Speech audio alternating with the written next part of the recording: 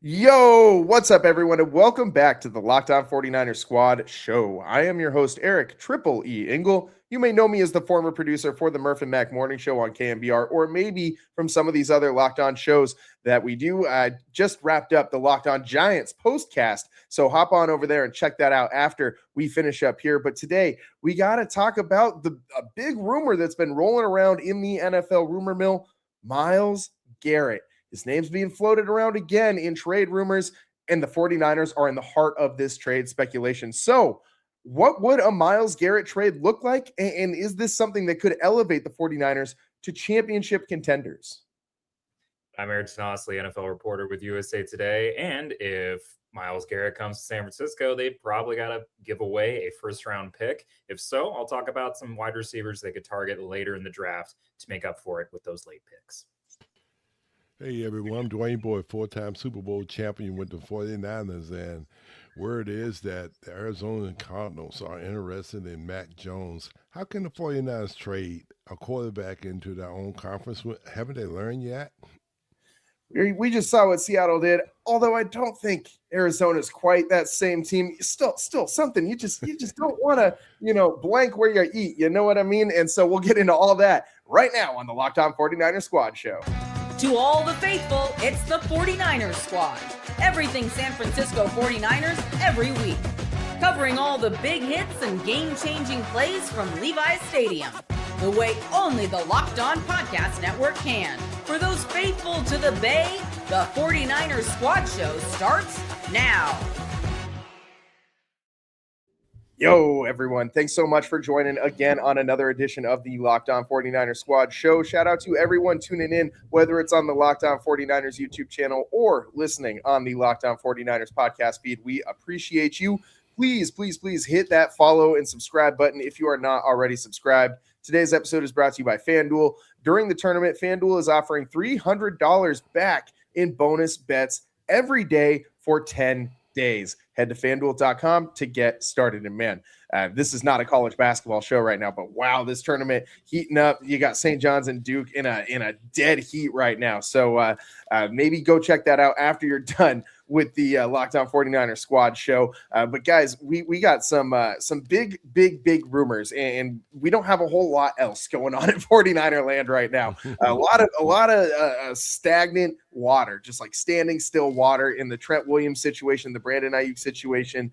They're not making a lot of moves, signing guys. You're kind of just in this limbo stage now where all we're going to get for the next couple weeks are rumors and speculation on who the 49ers are going to draft and so on and so forth around the league. So Myles Garrett, maybe the biggest name involved in an NFL offseason rumor since Myles Garrett was in the NFL offseason rumor mill last offseason. And he seems to show up a bit. Obviously, the Browns are in a perennial state of rebuilding. So, you constantly are going to hear rumors about the star player on a rebuilding team who is aging a little bit, maybe hitting their the latter half of their career, and they just might not be able to give you what you want by the time that the rest of the team is up to speed and is a contender. So why not move off that guy, build up your team? And the 49ers, they're on the exact opposite end of the Browns. They're trying to be in win now mode. They are trying to go out and maximize the talents of a Nick Bosa and Trent Williams and all these other aging guys that they have on their roster, Christian McCaffrey, and the window is closing. We've started to see that. And the 49ers, if you go and get a Myles Garrett, Ayrton, how much wider does this open the 49ers Super Bowl window? And does this actually make them, maybe even a Super Bowl champion favorite going into the season? It would certainly move the odds immensely. Like looking at the defense, you have Nick Bosa coming back. You've got Fred Warner coming back. You drop in two-time Defensive Player of the Year, Myles Garrett, and all-time leading sack man for a single season. I mean, my goodness, there goes that pass rush. I don't care how many young players there are. Michael Williams, you can take your time. Myles Garrett has the starting reps. Don't you worry. Any of those rookies in the middle or second-year guys in the middle, it's going to be all right. You've got an experienced guy there, and that pass rush would go from probably 30, I think it was 31st in pressure rate last year, got to be higher up than that. If Myles Garrett's dropped in this equation, it kind of joins the arms race. It feels like it is in the NFC West. It has to put the 49ers, because the real thing was last year, the defense felt like, bend but didn't always break. But when you run into good competition in the playoffs, it's a different story. This would be a move that would be like, all right, the offense is humming, the defense can keep up. That would absolutely move them. I would say top 3 in the odds at least. It definitely closes the gap in a significant way with the other teams in the NFC West, and it does so in I think a way that would be really effective for their specific matchups with those teams, because you're not going to be able to shut down Puka Nacua with this secondary. You're not going to be able to shut down I say you're not going to be able to shut down Jackson Smith and Jigba, but we saw Diamador Lenore completely shut down Jackson Smith and Jigba multiple times last season. So maybe there is something to be said for that, but it counteracts those explosive passes and those big plays and those massive playmakers in the secondary if you don't give them time to run the routes. And that's exactly what Myles Garrett would do. Myles Garrett would have, tripled the amount of sacks that the 49ers had as a team last year if he was on this squad just by himself. So, this guy, one of the most dominant players in all of the NFL. Dwayne, what makes Myles Garrett so dominant? We know he's an Adonis. He is a Greek statue come to life and out there just moving people like it's nothing with, one hand just like pushing 350-pound tackles like they're, 200 pounds lighter than they actually are. But aside from the physical just dominance that he exhibits, what about his technique makes him so dominant in the NFL? Well, it's one thing that's impressive about him is his first 2 steps off the line of scrimmage. He's very explosive. Also, he's got length. His arms are long. And when you get that first 2 steps and you get length off the ball, offensive tackles struggle with that because they can't get in position. They can't get their hands on him to grab him. And he plays with great leverage. He plays down in what I call low man's territory. Low man's territory is a guy who can come off the ball and only be about 3 feet from the ground up, and he plays like that. A lot of players have a tough time because they don't bend. He's very well. He can bend. He can bend very well for a tall guy, and that's what really makes him a great pass rusher. And you look at him; he's always working too. He's a natural. Some guys, well, they have 1 or 2 moves, but he works to set a guy up, and he knows how to work a play or work a tackle, man. If the 49ers, it's only right now, you're talking fantasy right now. The 49ers, you're talking about Bosa and Garrett. So Myles Garrett, you're talking about, what's that, about $75 or $80 million in salary cap? Come on now. I think the cap thing would need to be addressed. They would need to figure out some gymnastics to play, but we've seen that before in the NFL. We've seen plenty of times that teams figure out a way to rework the quarterback money or convert somebody's base salary to a signing bonus. I think there are ways that they could get around this and make it happen, but it would be, I think, an immense amount of gymnastics that they would have to do to make it work. But they still do have some salary cap space left, and they still obviously have a need at some positions, including pass rusher, including safety, including wide receiver, a little bit. I think less than those other 2. Offensive line, I think, is in the mix as well, especially if Trent Williams doesn't come back, then that's a whole other situation. But man, Dwayne, what do you think it would cost to go get a Myles Garrett? Because when you look around the league, you had Max Crosby before that trade got rescinded. It was a 2 first-round pick value. You have Micah Parsons, who commanded 2 first-round picks as well. And Myles Garrett, I don't think it's controversial to say this. I think Myles Garrett is like definitively better than either of those 2 players. I think he is head and shoulders above pretty much anybody else in the NFL right now when it comes to terrorizing quarterbacks. So what do you think it would cost to go get a Myles Garrett? Because I think it would be honestly more than just 2 firsts. Oh, yeah, I think it will too. I think it'll be 3 first-round picks. And you're looking at, the 49ers are picking 27th. That's a low pick. And if they get Myles Garrett and they get anywhere in the playoffs, that's going to be even a lower pick. So you're looking at somebody's going to have to kick up 3 first-round picks to get him.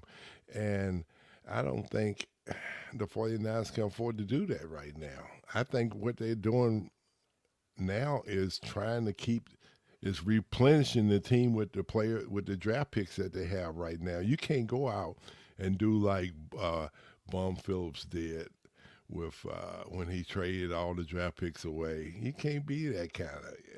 You can't do that in this day and age. Go full Mike Ditka. Just trade him the whole draft.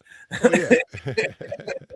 No, but I mean, when I hear 3 first-round draft picks, it's impossible for my brain to not go to the Tre Lance trade. And it's the only other 3 first-round draft pick trade that we have seen the 49ers make, or at least 3 first-round draft pick investment into a player. And, you know, you got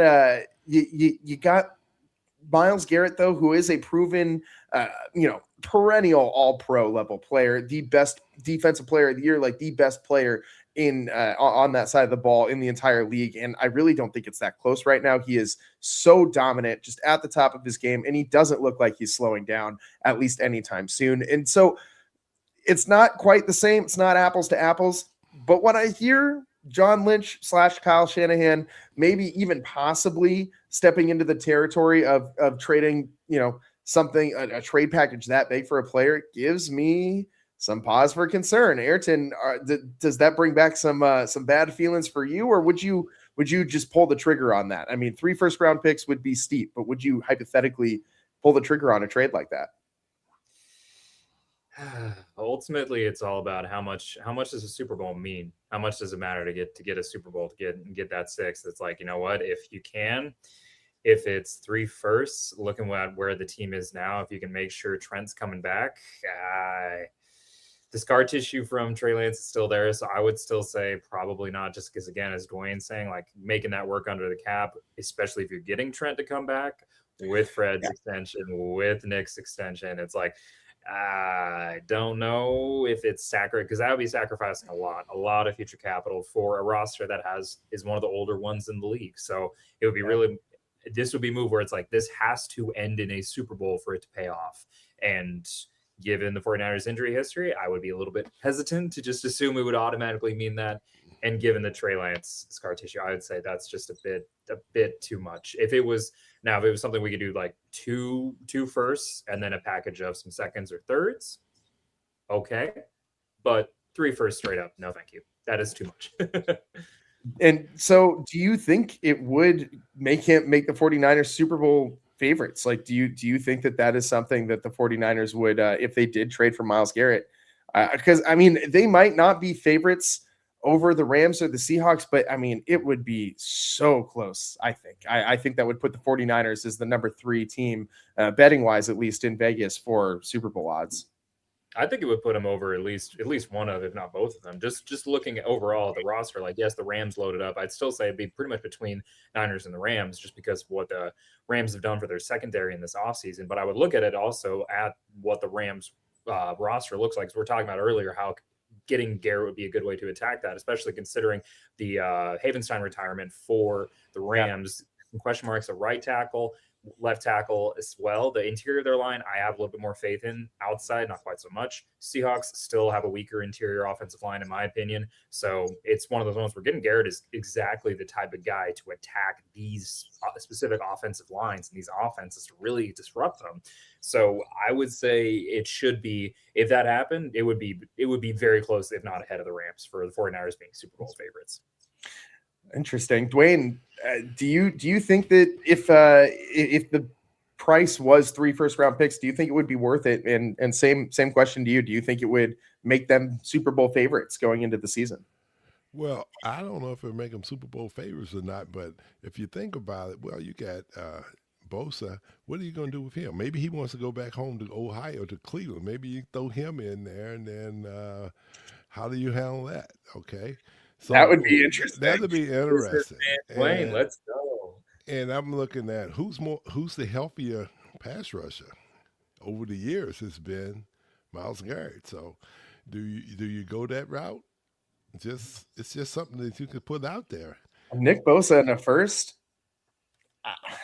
I wouldn't say no. I wouldn't say. I don't know if the Browns would say yes, but I certainly wouldn't say no. Hey, well, Cleveland is still the Clowns. They might do anything, Yeah. I mean, true. The Browns are liable to let a franchise quarterback just walk away in free agency after he's the only guy to bring them to the playoffs after a number of years. A la Baker Mayfield. But Ayrton, good point that you get Chloe Kim in the trade package as well. So what does the Olympic snowboarder factor into this? I mean, if you're asking Tripoli, it increases the value of a Myles Garrett for sure. But I digress. So realistically, though, we can live in this fantasy land, and I really like living in this fantasy land. Trust me. I mean, just picturing Myles Garrett, and God, he would look so good in the red and gold, man. I mean, I can see him in the 49er uniform in my brain. Like, I can just picture, oh man, he would look so good in that 49er uniform. But how realistic is this? I mean, I know we're living in fantasy land. I could live here all day. I could live here all season long, but we got to get back rooted in reality a little bit. Ayrton, I mean, on a scale of 1 to 10, 10 being, this trade's getting done tomorrow, and a 1 being, zero chance. Where would you put this on the scale of actually, likelihood of this happening? Maybe optimistically, like a 2.5. Just because the price it would require, I think it hasn't been long enough since the Tre Lance trade for Lynch to be kind of gritting his teeth a little bit of the idea of making a trade for the value Cleveland would want for Myles Garrett. Yeah. I mean, it would be really great, but I also kind of agree with you. I don't think it's super realistic. Dwayne, do you have any better vibes than we do about this situation, or is this just fantasy land? It's just fantasy land. If I had to go, I would say I would confuse AI and say, man, it's a -0 chance. Okay, let's see what the AI comes up with. Oh, man, I mean, it would be so good though, and you just want this guy. I personally would just love to see this guy get out of Cleveland. Like, just as an NFL fan, I would like to see this guy on a contending team. I just want to see Myles Garrett play some postseason football, man. Like, that guy, I don't want to see him play for the Rams or the Seahawks. So as long as he's, if he's not going to the Niners, hopefully it's just not to another NFC West team, because, oh my God, that would be just worst case scenario if one of those teams were able to pull that off.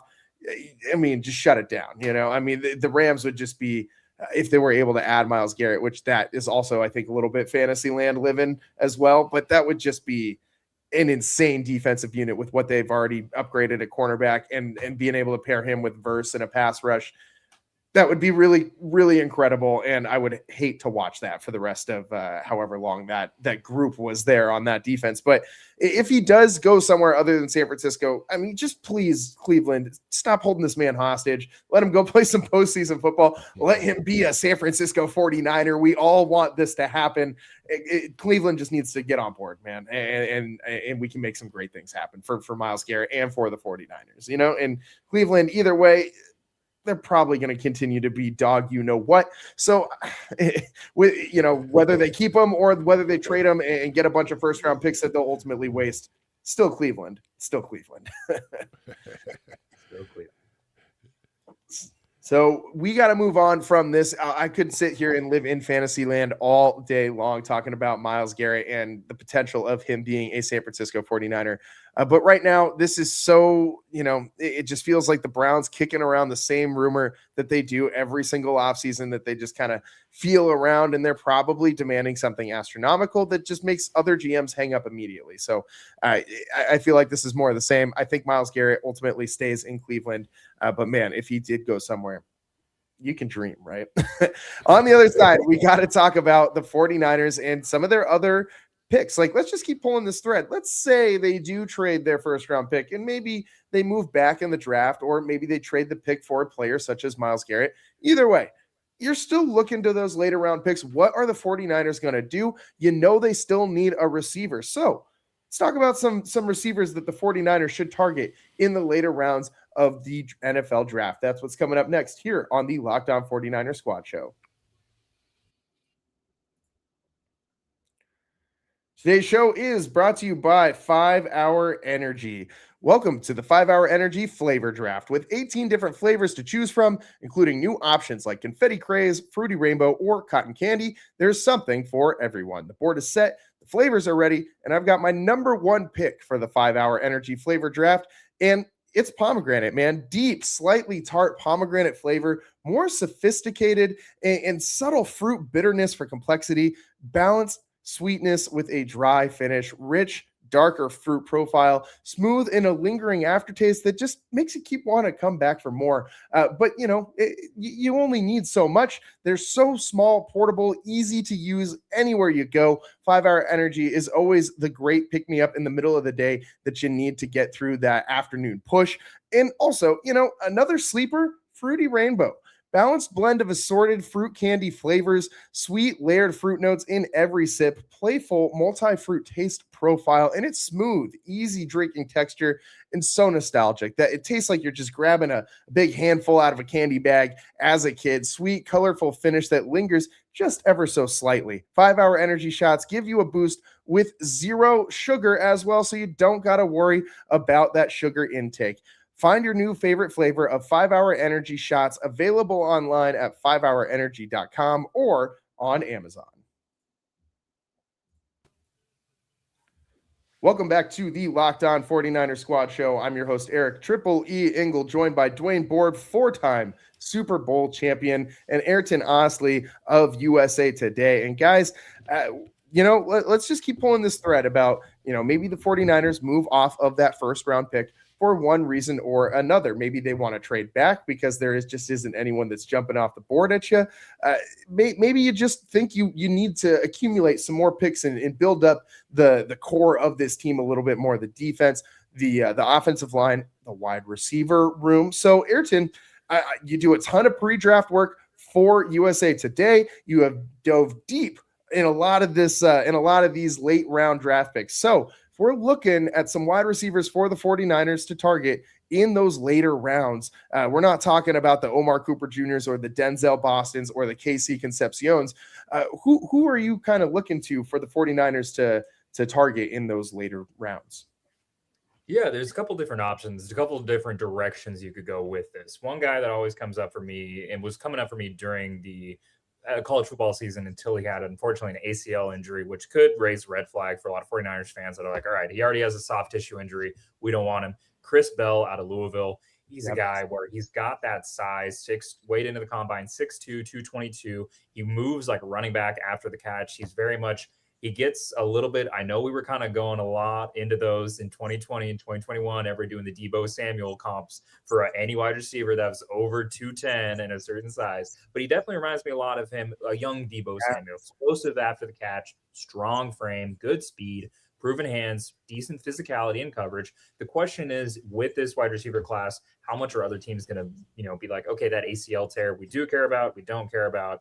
We'll kind of see how that turns out. If he ends up going a little bit earlier, maybe like in the second round, of the Niners are deciding maybe maybe with the first pick they have or the first couple picks in that second round, they're like, okay, we want to address something else. Looking at one of the other Indiana guys, Omar Cooper Jr., as you said, probably off the board at that point. His teammate, Elijah Surratt, I really liked him too. Good size, good experience. He's been both in the slot and outside, 6'2", 210, good run blocker, very willing run blocker, which will play well with the 49ers offense.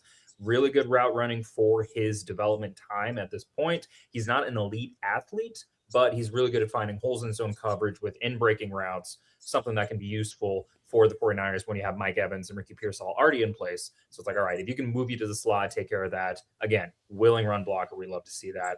Antonio Williams out of Clemson, he's one of the smaller receivers, so he's 5'11", 187 at the combine. He'll probably be around round 3, I'd say late round 2, early round 3 for sure. Now, he's one of the better contested catch cornerbacks, one of the better route runners, for this class at that size at Clemson. Again, he's not super athletic. He's not going to be a vertical threat after the catch quite as much. But if Brock's looking for a guy who's going to be in the slot, doesn't drop the ball, crucially runs his routes in breakers when he'll be where he needs to be at the right time, Antonio Williams is a good option. Yeah, and I mean, there's a lot of other names out there as well. I'm curious about Chris Bell, though, specifically because of the Debo comp and because I feel like if this guy did not have that ACL tear, I mean, you're talking about maybe the first wide receiver off the board, right? Like that's that. I mean, do you think he would be in that territory? Is he that good if he is healthy?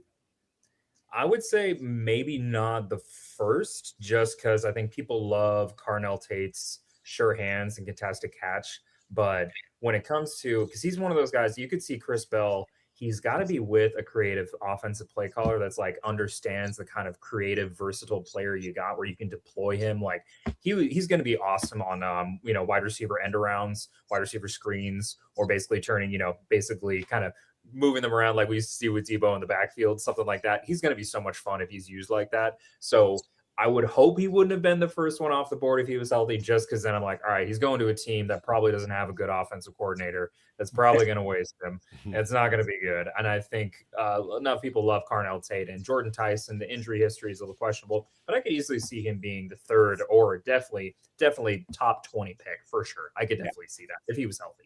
Yeah.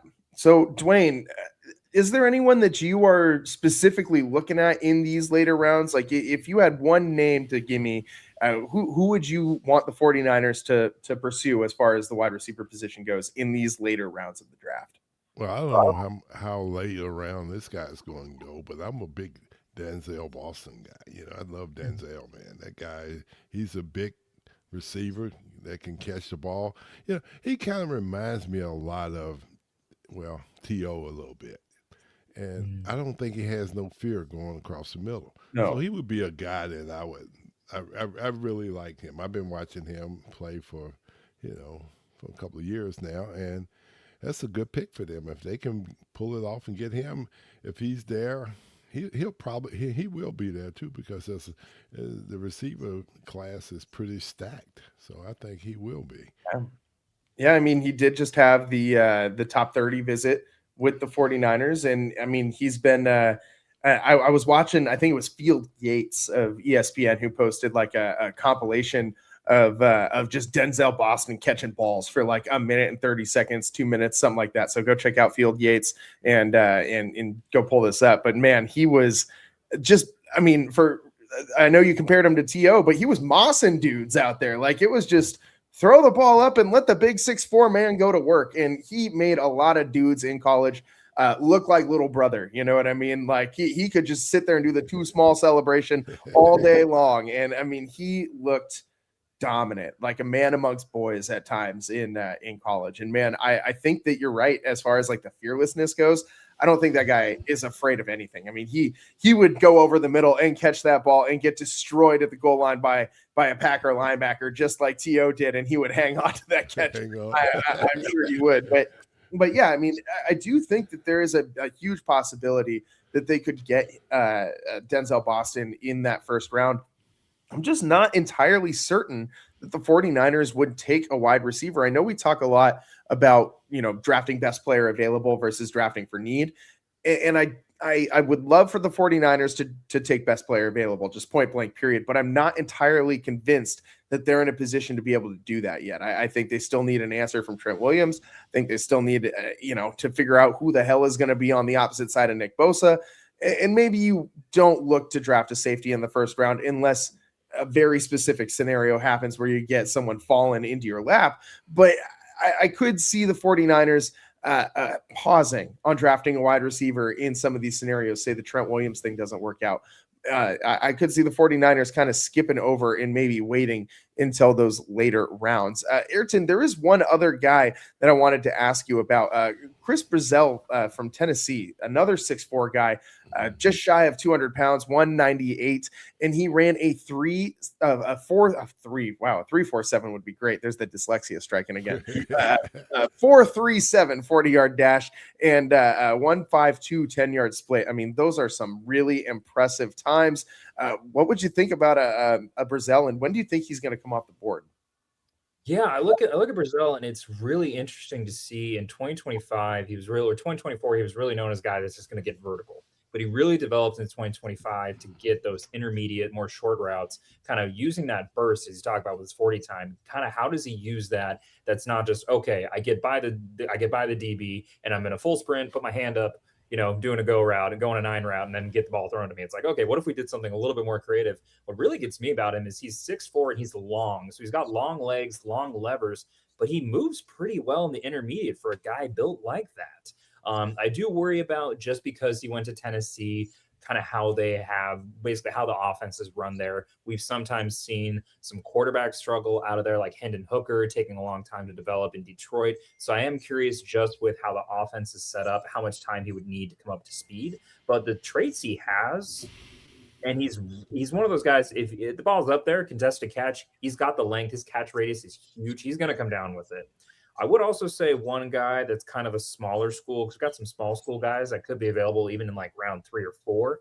I feel like Ted Hurst out of Georgia State's getting a little bit more play, getting a little bit more interest there. And he's similarly sized to Brazil's 6'4", 206, so a little bit heavier, 4'4", 240, so still got some good speed, long levers. That's another one where it's like, well, Brazil went to Tennessee, so I'm curious about how much of his deployment is translatable to the NFL. With Hurst, small school guy, similarly, like, could he do a bigger route tree? How do we feel? Maybe a little unproven because Georgia State, he does well. What's it going to be like if he was going in the SEC? Like, how would that have looked a little different? But yeah, Brazil, absolutely. He's a guy. He's going to be interesting to watch. I think he probably is a round 2 receiver. The question is it late or is it early? My money would be more late than early. Interesting, because he is a guy. I mean, I've seen some projections even throwing him in, some mock drafts throwing him in at the end of the first round. I mean, those were a little earlier on in the draft process. I have most recent ones. I've been seeing him in the second round. But, I mean, this is a guy who is kind of on that fringe. So, if the 49ers are able to pick him with their second round pick, I mean, I think that's, you kind of got to at that point. Like, that guy is so skilled and so quick and has the thing that this 49ers offense and whole team really lacks severely, which is speed. And we talk about that a lot on this show, the lack of speed on this 49ers roster that dramatically needs to be improved. You also, just if you were to draft Brazil, you replace one Tennessee receiver with another Tennessee receiver. Don't forget Juwan Jennings, a product of the Tennessee offense as well. And, I know you were just saying you were wondering if he would translate based on where he was coming from, but you got Juwan Jennings who translated fine. So maybe he would as well. And, Dwayne, there's another kind of sleeper draft late round wide receiver that comes also from a small school, but we hear about this small school a lot, and we brought him up before, but I'm going to bring him up again, man. Tre Lance's younger brother, who just posted monster physical specimen workout at the NFL Combine. Like, this dude was, led the wide receiver group in damn near everything. I mean, his broad jump was really good. His vertical was amazing. I mean, every single one of his speed drills, he looked really, really fast, really quick, and another very big bodied wide receiver. But would you feel good about that? Like, are you have you worked past the bad vibes of the Tre Lance trade to welcome his brother in with open arms if the 49ers decide to do that? Hey, come on now. Hey, I would not touch that for nothing. It's like, okay, you're out for dinner, okay, and you go to 5 restaurants, and right now I'm saying, well, the best restaurant, I got food poisoning there. Am I going to go back there again? I don't think so. So that's my answer to that. I wouldn't go back there for nothing in the world. Not even at the receiver position. He's playing a different spot in the offense. Hey, it's the name. If he changes his name, can he go to a different name? It's like you want to go back to the restaurant and order, maybe last time you got the meatballs, maybe this time, you just get like the chicken Alfredo or something. Like you just pivot. You get the different kind of poultry, and then maybe that fixes the problem. No, that is not going to work. Got to wait for the place to shut down and change the name on the front of the building before. Yeah, change ownerships, maybe. Yeah, and I mean, he's probably going to be what, like maybe someone takes a flyer on him and pulls the trigger in like the 5th or 6th round, but he could be, I think he's probably a later round pick. But who knows? Maybe someone's going to be super impressed with what they saw physically. Went to North Dakota State, so you question the competition level a little bit, but the physicality is obviously there with him.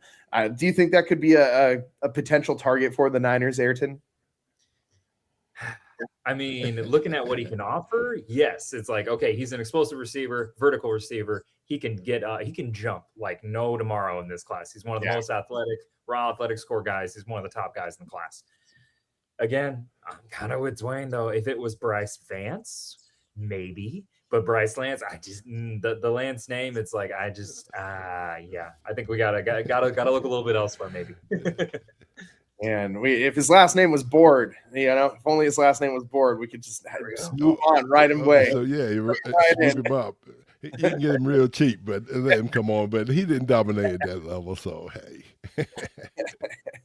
Well, I mean, either way, I mean, I think the 49ers are going to have plenty of opportunities in this draft to take a receiver. I don't think it needs to be the first round. Denzel Boston would be a good fit. I agree with Dwayne. And I think there's other wide receivers that could fall to them in the first round. Casey Concepcion, who would also be a good fit with this offense. But should none of those guys fall, you're going to have a lot of opportunities. Other guys we didn't bring up today, Jacoby Lane out of USC, another guy who they could target, Jeremy Bernard from Alabama.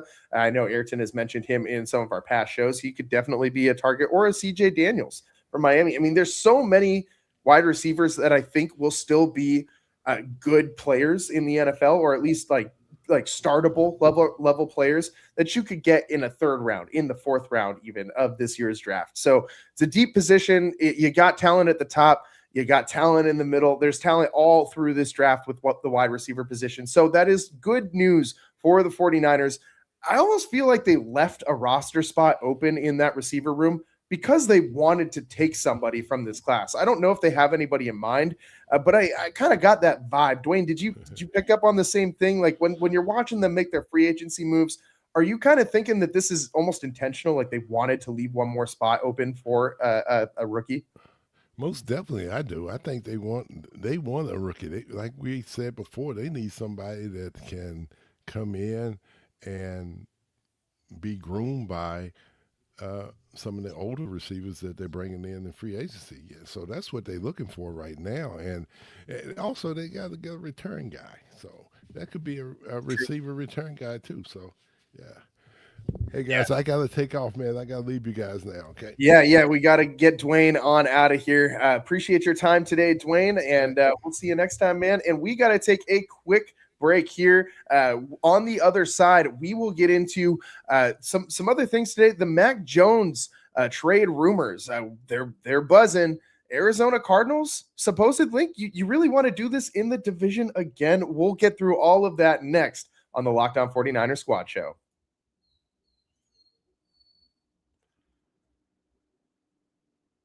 Today's show is brought to you by Home Chef. This time of year, where all you really want is something warm, easy, and satisfying. That's why Home Chef has become such a go-to. It takes the stress out of cooking dinner, and it makes it simple to actually enjoy that cooking process again. Home Chef makes cooking easy with fresh, pre-portioned ingredients, simple recipes, and meals that taste great. And they have so much variety. I mean, over 30 different meals each week to choose from, so it never feels repetitive. Meals are quick, from 30-minute recipes to oven-ready options when you really just don't want to think. I know, like today, for instance, in Triple E's life, this is my second show that I've done today, and I worked my day job prior to all of this. My brain is fried. I do not want to cook. I don't care that it's only 6:45. I don't have any room in my brain for that anymore. And that's why Home Chef is so great. And you can even get super high quality meals, even chef inspired recipes from names like Gordon Ramsay, and everything's portioned out. So there's less prep and less cleanup. It just makes dinner feel manageable even on the busiest days. For a limited time, Home Chef is offering the listeners of this show 50% off and free shipping for your first box, plus free dessert for life. Go to homechef.com/lockedonnfl. That's homechef.com/lockedonnfl for 50% off your first box and free dessert for life. Must be an active subscriber to receive free dessert. Welcome back to the Locked On 49ers Squad Show. We are down one squad member. It's just me, Eric Triple E Engel, and Ayrton Osley of USA Today. Dwayne Board had to run a little early today, but Ayrton, we got to talk about this Mac Jones situation. It's kind of, the similar thing to the Trent Williams and Brandon Aiyuk situations, which are, the update is that there's no real update. But there is a little bit of wrestling in the grass, at least with the Mac Jones situation. There's some trade rumors that maybe the Arizona Cardinals might be interested in a Mac Jones. Now, we saw the 49ers move on from Sam Darnold. He did go to Minnesota. He didn't go directly to Seattle, but he went to Minnesota and then ended up back in the division. And that was none too good for the 49ers. So, Ayrton, why would the 49ers want to speed that process up and hand one of their backup quarterbacks directly to an opponent in the division?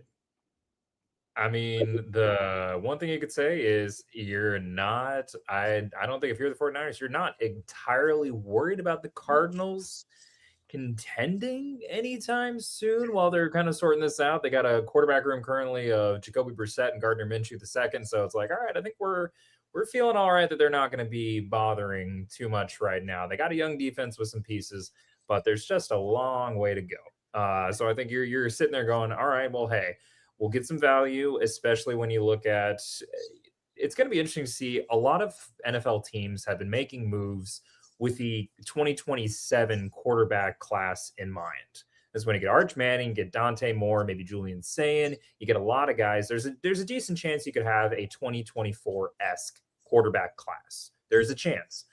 But we also said that about the 2026 quarterback class. It ended up being Fernando Mendoza and then a couple guys with a whole lot of questions after we thought there could be 4 first-rounders, 5 first-rounders. So it could be something where maybe 2 now. Maybe 2, maybe depending on how people feel about Ty Simpson. We'll see. So it could be something where the Cardinals are going, you know what? If there's a way they could hedge in a sense and be like, all right, let's trade for a proven commodity who's younger than these veterans we already have.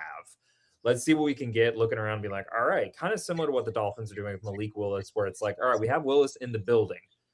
But the way the contract works, they're not necessarily tied to him long term in case the offense and the team overall bottoms out. So they get one of these guys early if there are 1 or 2 in next year's draft. The Cardinals could say, you know what, we have hopes of being better than that, and we don't want to bank on it being a 5 or 6 quarterback first round next year. So kind of giving this insurance. And if you're the 49ers, you're like, all right, you know what, as we're saying, this is an aging roster. You traded away a 3rd-round pick for Osa Odigizua, a move I liked. I understand. I think it was a good idea. But it's like, all right, if we could replenish the draft chest a little bit more as this team is aging, get a top 50, top 75 pick for a guy who's on the last year of his deal, that's pretty solid for me. So I think just trying to divorce yourself from the trading to a division opponent. I'm not going to say division rival just because that's not quite the case right now. But if trading it to division opponent, I could just see them being like, you know what, just from a straight value proposition, it makes sense. So did you see, oh man, I can't remember. Oh, it was Fred Warner who talked about this. Did you see the Fred Warner clip where he was talking about the meme with the 3 dragons or the 4 dragons, where like 3 of them are looking mean and scary. Dragon heads, yeah.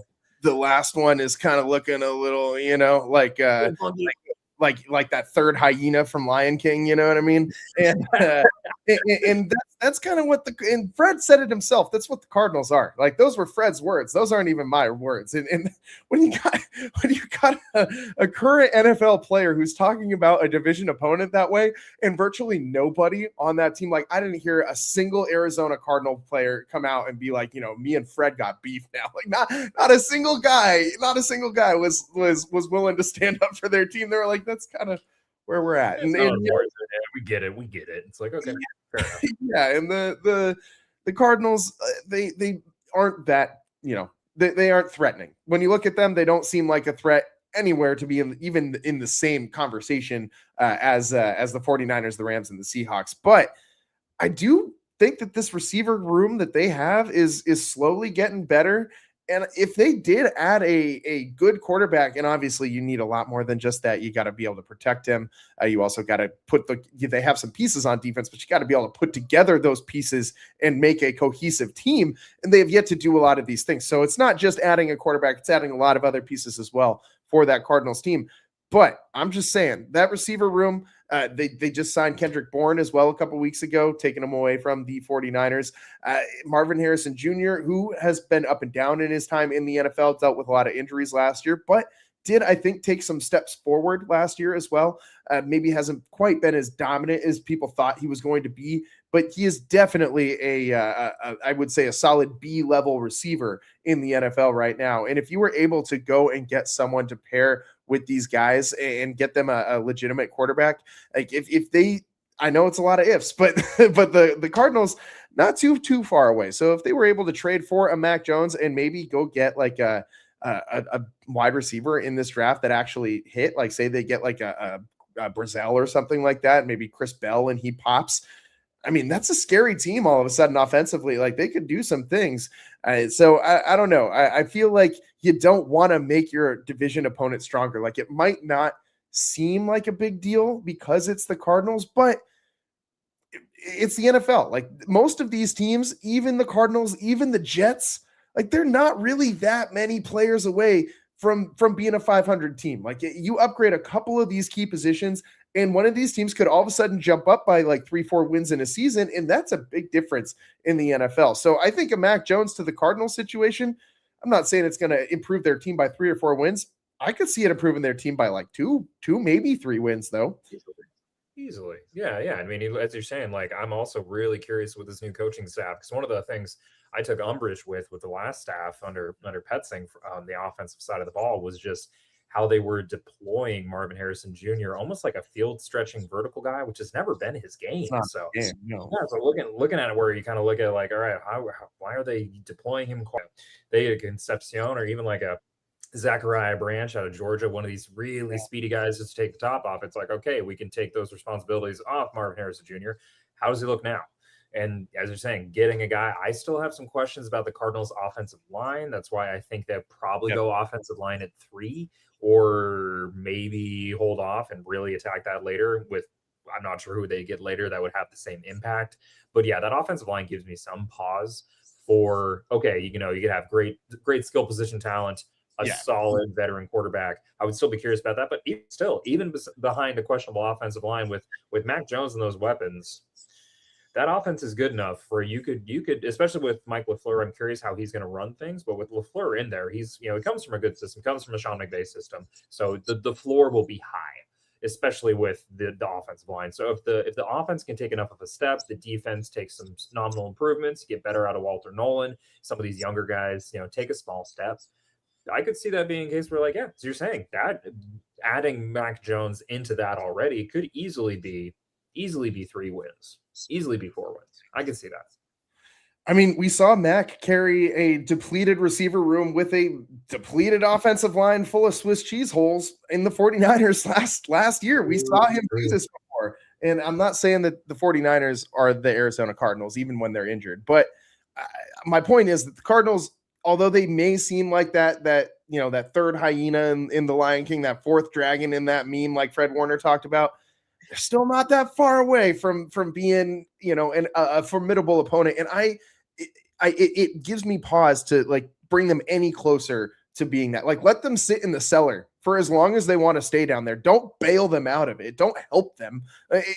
Go trade Mac Jones virtually to any other division. The Vikings would have been great. He's still in the NFC, but at least he's over there in Minnesota. Like, it would have been great to send him to like the Jets or something. Speaking of the Jets, because you could have just shipped him off to the East Coast, clear to the other side of the country, and into the other conference, and that would have been fine. But I don't think that. I mean, the trade possibilities are shrinking, and besides, the thing that I was seeing, that the rumor specifically that I was seeing was that maybe a 4th round pick with added incentives. So if Mac Jones plays well, maybe the 49ers get a better compensation for it. But I'm not pulling the trigger for that. I'm keeping Mac Jones right here. I mean, it would take at least, I think, a 2nd round pick for me to be comfortable trading him, especially in the division. Absolutely. Yeah. If it's something like that, you'd rather have him on the roster because you're like, all right, at best case scenario for that 4th round pick, because he's only on the roster for 1 more year under contract. Are you going to get someone in that 4th round who can have an impact, have a good enough impact that it would be more valuable than having a reliable backup quarterback on your team? No, I don't know. No. Just history. No, I mean, it's just a flat. I mean, I think John Lynch would hang up the phone before the Cardinals even finished their statement to offer a 4th round pick if that was the case. So I hope at least that he would, because Mac Jones really is a huge reason why this team made the playoffs last year. Without him, they don't make the playoffs. Like, if you have Josh Johnson or equivalent back there, you aren't making the damn playoffs. By the way, Josh Johnson, back to Cincinnati. This guy, just his NFL career will never end. It just, the carousel just continues to go around and around and around. If you're doing the NFL Immaculate Grid, Josh Johnson is just like the key for all answers in Immaculate Grid. So there is that. But 49ers, don't get rid of Mac Jones for a poverty price. Don't be afraid to hold on to this guy. If he leaves in free agency next year, you still get a compensatory pick for him, most likely. So make sure that what you're getting back is at least more than what that compensatory pick would be. That's the key here. So we'll see what happens as we inch forward in the NFL offseason towards the NFL draft. And you know what else is inching forward at a snail's pace? The Trent Williams and Brandon Aiyuk situations. We'll give you guys the update that you don't want to hear, but you got to hear, because so much of the NFL or the 49ers free agency and draft depends and hinges on what happens with these two situations. So we'll talk about that next. And also a potential trade partner for the 49ers to move back. And if we got time, Christian McCaffrey spotted at Disneyland, being not just an ordinary dad. So we'll try and jam all of those things into the final segment here on the Locked On 49ers Squad Show.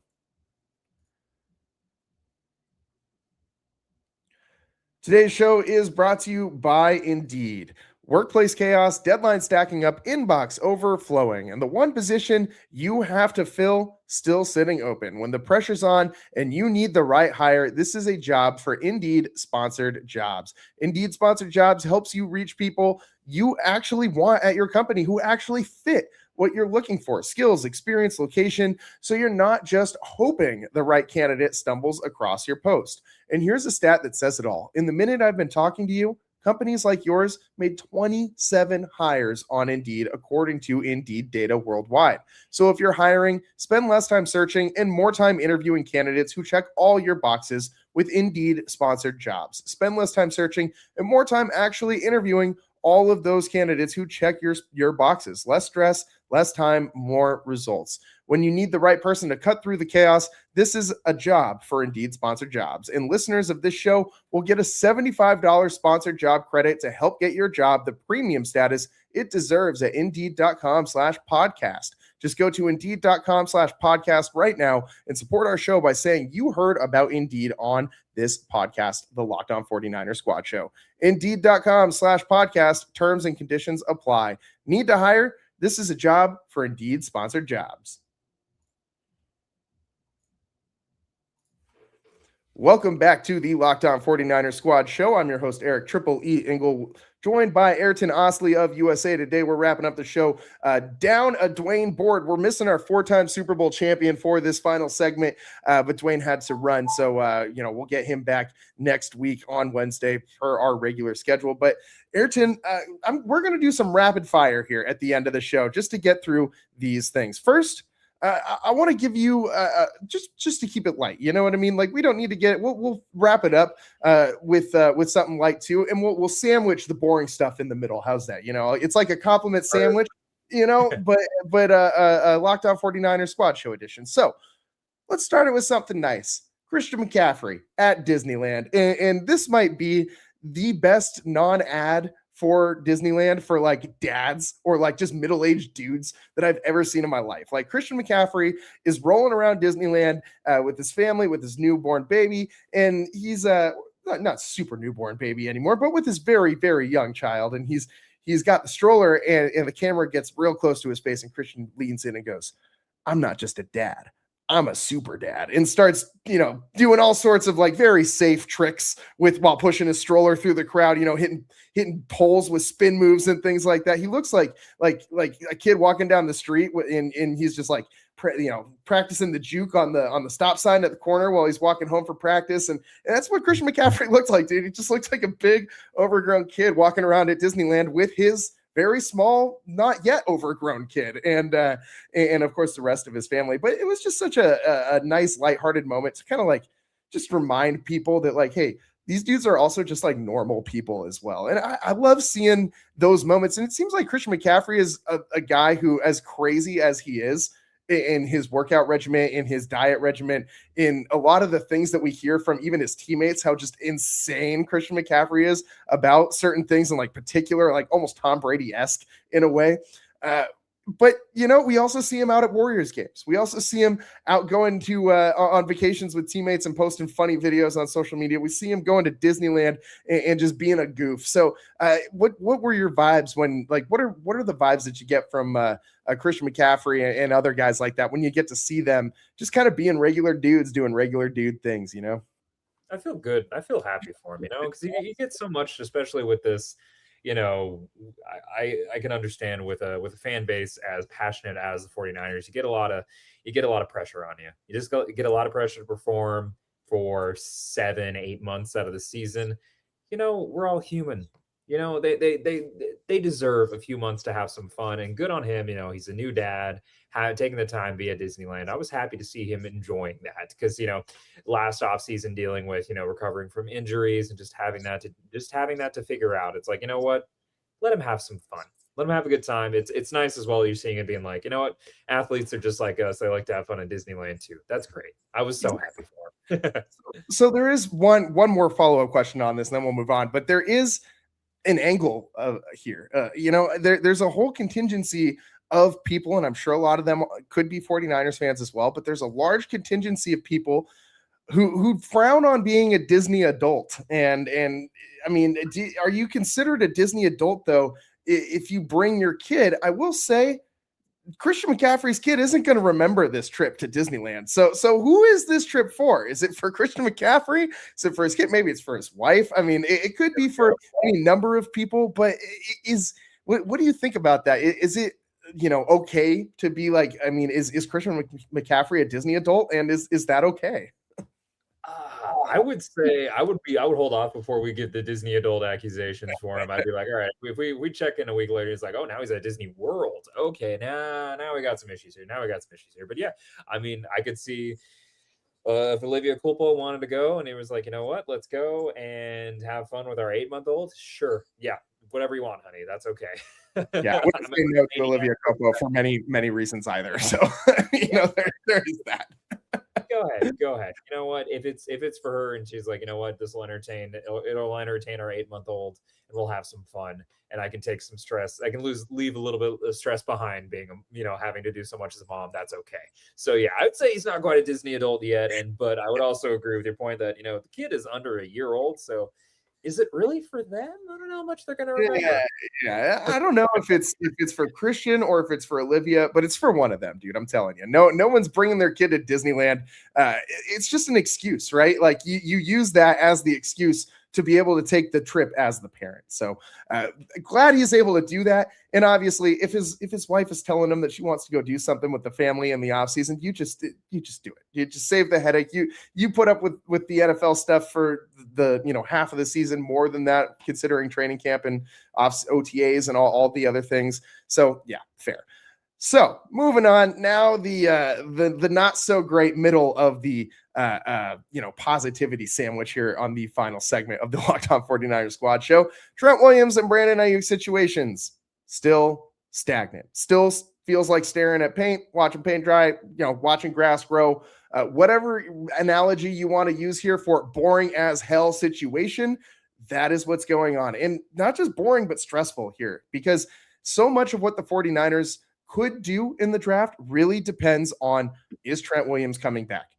Are they able to trade Brandon Aiyuk for, you know, some extra compensation, some extra draft picks, or are they just going to try and get rid of him for cap purposes? What are they, you know, that would affect what they're able to do in free agency as well, which obviously affects what they're going to do in the draft, because who they sign in free agency will largely, you know, help dictate what happens in the NFL draft. And I got a couple analogies for you, Ayrton. The Brandon Aiyuk situation, to me, feels like you're teleport back to like a high school relationship you had where it's just not going good, and you know that things are not going good, but like you can't break up with that person because it's just not the right time. Like homecoming is coming up in a couple weeks, or you have like, some trip that you got planned, or you're going to so-and-so's party at the end of the week, so you can't do it now. And that's what the Brandon Aiyuk situation feels like to me, man. It just get rid of it. Just rip the Band-Aid off. There's never going to be a good time or a best time. Just move on and everybody will be better for it. I mean, am I right? Or am I, should the 49ers just like hang on to this and hope that the right situation pans out, that the Commanders come to you and say, you know what, we'll actually give you a 4th round pick for Brandon Aiyuk. We'll give you a 5th round pick and we'll just get this done. Do you think they should wait, or do you think it would just be easier to move on for everybody? 'Cause I'm definitely at this point in the just move the F on camp right now. Yeah. Just get it done. It's like, come on, man. Let's not play out the string. Already took all his guarantees off, and he was all right with that. It's like, just come on. We all know the ship has sailed. It's been a impasse for months. It's it's the stop trying to force something that, as your analogy says, it's just not happening. It's okay. Like we can, luckily, we got, if you want to take the analogy even further, it's like, well, the 49ers are in this situation, like, I don't know who I'm going to take to prom. It's like, well, Mike Evans could be that date that you take to prom in this analogy where it's like, you're all right. You got somebody. It's okay. We got it. I hate to use the term roster, but you've rostered somebody that you feel confident in, so it's okay. So no, I would say it's all right. It's all right. Time to move on. And you know what? If he's going to be happier playing with Jaden Daniels, his former college teammate, and Commanders organization has a couple folks that are familiar with how the 49ers are run, let's do it. Let's just get it done. Save everybody the headache. Yeah, it would be better for all situations, and I do appreciate your use of the word roster there, just so you know. So, in the other situation, I got another analogy for you, just because we want to make this super boring, stale, dry bread news as exciting as we can, because there is really no news. But the Trent Williams situation feels like that one friend you've been trying to hang out with forever, but they suck at communicating. They never text you back. And every time you hear from them, they always send you like that like 4 or 5 word text where it's like, they're not telling you that they want to hang out right now, but they're like not closing the door either. Like they're like, oh yeah, miss you too or whatever. But then they don't elaborate. And like, you kind of like, based on past situations, you like feel things are fine, but there's like that little piece in the back of the brain that's like nagging at you. You're like, man, maybe I did something to upset them. Do they still want to hang out with me? Like, man, like what did I do? And that's the Trent Williams situation, man. Like, I really hope Trent wants to still hang out with us, dude, because the 49ers, if they don't have Trent hanging out on that offensive line, are going to be in big, big trouble, man. Like you're losing like that's like the connector friend for the friend group. You know what I mean? Without Trent Williams, that whole offensive line completely disconnected. It doesn't work how it's supposed to. The rest of this offense then suffers because you won't be able to run left pretty much at all. And it's the Brock's blind side. Like, this is one of the best left tackles in all of football, even though he's 38 years old. I really hope he still wants to hang out with us. Yeah, I really hope so too. As you said, he's the glue guy. He's the guy that's he's the guy where if he's the friend where when it's a group situation, you're like, all right, I'm a little worried about, maybe a little anxious if we're going out about how this guy's going to act in this situation. This guy's going to, it's like, oh, Trent's here. We'll be fine. No matter what, it's going to be good. We're going to have a good time. Everybody's going to enjoy hanging out. It's going to be good. So I think it's go up with a boom box and everyone's going to get hyped. You know what I mean?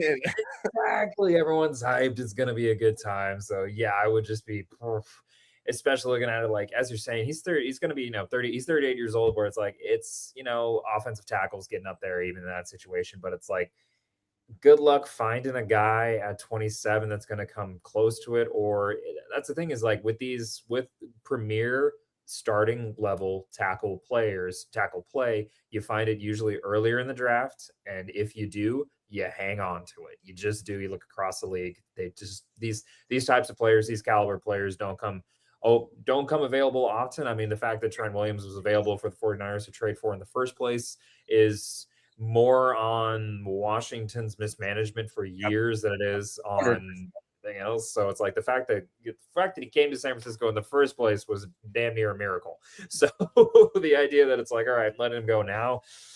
Got to do what you can to keep him here. Like, especially as you're saying, we're talking about earlier, we know this window, the Super Bowl window, this is the, when you're going to go on that big trip with your friends before they all have kids, like we got to have this one big trip for all the dudes, all the guys, and we need our glue guy. We got to have our dude that keeps everybody together. Yeah, that is Trent Williams for sure. And shout out John Schneider. I mean, that's a sentence I don't think I've ever said in my life, but shout out John Schneider for being such a terrible human, like just a scumbag of a person. So much so that he was able to force Trent Williams off of his team just for personal reasons. That guy didn't want anything to do with the Commanders anymore. Not just because of John Schneider, but like overwhelmingly because of John Schneider. There were other factors, but they all kind of stemmed from that guy. And man, what a piece of work worked out for the 49ers fans though. So shout out John Schneider, a sentence I will probably never utter again in my lifetime. Actually, Daniel Snyder. Daniel Snyder. Daniel Snyder. But that's okay. We talk about John Schneider a lot. That's okay. I just want to make sure. Mixing up my Schneiders. Exactly. Too many Schneiders. Yeah. So one last quick piece of news to wrap this show up. I know we're a couple minutes over time here, so we'll get through this quick. But trade partner for the 49ers. There's been a little bit of news out of Patriots land, some rumblings that maybe the Patriots might want to trade back into the back end of the first round. And the teams that were rumored to be targets were the Steelers, the Bears, the Browns, or maybe the 49ers. So would you be, we've rolled around the idea of trading back, and now it seems like the 49ers actually have like a legitimate path to be able to do that. Is that something you think they should do? Is that a smart idea? I would say it would always depends on the board, because it's something where if you're looking at, those teams, I look at Pittsburgh, I look at New England. One I also really look at is Jacksonville, just because Jacksonville they don't have a first round pick, but they have 11 total picks in this class. So it's one of those situations where like you're looking at that amount of just draft capital overall, and they're like, if they're smart as they should, I think James Gladstone's not a risk averse GM at all in his first job coming out of Los Angeles. It's like, all right, if you're looking around going, who could we trade with? And you kind of see how the board's going, check in at about 21, 22 and think like, okay, we kind of like these guys that are coming up, especially when the Jags looking to make a push for the, to stay atop the AFC South, and kind of like, all right, if we could get somebody maybe on the offensive line to protect Trevor Lawrence, maybe another wide receiver, maybe another defensive piece after losing Devin Lloyd, as we talked about the good linebacker class. They look at a guy like, ooh, maybe CJ Allen, we're worried about him falling off the board. Could we, offer this up? And a guy who's going to wheel and deal like that, could it be something where, hey, we'll give you a second, we'll give you a couple thirds, we'll give you a second, a third, and a fourth, something like that. Just basically line the pockets, just because Jacksonville's got the arsenal to do that. I think the 49ers would have to look at it and be like, okay, if their targets are off the board, if it's like, okay, the wide receivers who are interested, Boston's off the board, Concepcion off the board, something like that. It's like, okay, we could take a step back. I would be concerned this would also have something to do with Trent Williams potentially being there. If there's a lot of concern about that, you got to stay there and get one of these tackles before they're all gone. Because if you're back on the clock in the mid to late 40s, early 50s, overall, they're probably gone by then. Yeah. So again, taking a look at the board, assessing what's going on there, seeing if Trent's okay, and then to be like, okay, if there's somebody, we look at one of these other teams like a Arizona or a New York that wants to maybe trade back into the first round, grab a quarterback. If they're like, okay, maybe we'll take a flyer on Ty Simpson, see what's going on with that. Absolutely listen to that. If it's one where they can trade out of 27, but still end up in the early to mid 30s, maybe even the early 40s, I definitely say take a look at that, just because how the board's going to play out, that area should be solid. Yeah, and they already have several picks in that range, but it would be nice to add some more, man. And this team, we've talked about it. There's not like huge gaping holes, but there are shortcomings on this roster. You don't need your number one pass rusher, but you still need a serviceable pass rusher. You don't need the leader of a secondary. You got that in Diamador Lenore, but you need a complementary piece at safety to shore it up. You don't need a dominant offensive lineman unless Trent Williams leaves, but you currently have him. So if he stays, you don't need a dominant offensive lineman, but you need to add to the depth of that line. You need to start planning for the future at tackle. You need to start wondering about maybe taking a little bit of an insurance piece out at left guard so that you have something in case, the free agents that they signed don't work out on the interior. So there are some holes on this team, but it's not like, the New York Jets in the quarterback position. It's not like the Raiders in the quarterback position. It's not like, the Arizona Cardinals in their quarterback position. A lot of teams still need a quarterback. So the 49ers, you can see what they're trying to do and what they need to do.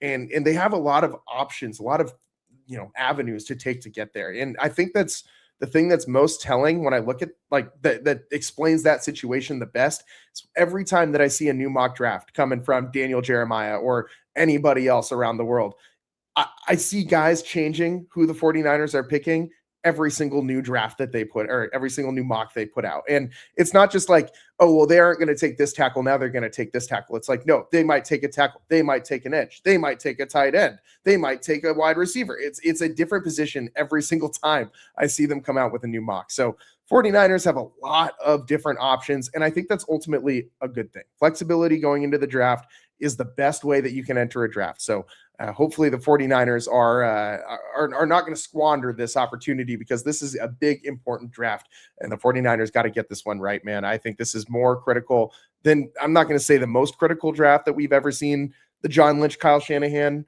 a tandem tackle, but it's up there, man. It's up there. It's about all the time that we got for you guys today. We are about 10 minutes over show, so we got to wrap this one up here on the Locked On 49er Squad show.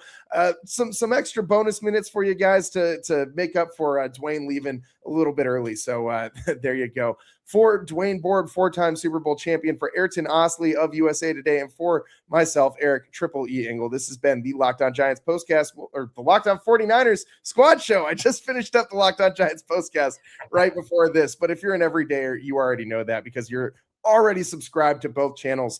If you're not, you should be. So make sure you're subscribed to both the Locked On 49ers podcast and the Locked On Giants podcast as well. And you can suffer with me all season long in both sports, and we can suffer together. So it's all the time that we got today here on the Locked On 49ers Squad show. I'm your host, Eric Triple E Engel. We'll see you next time. Peace.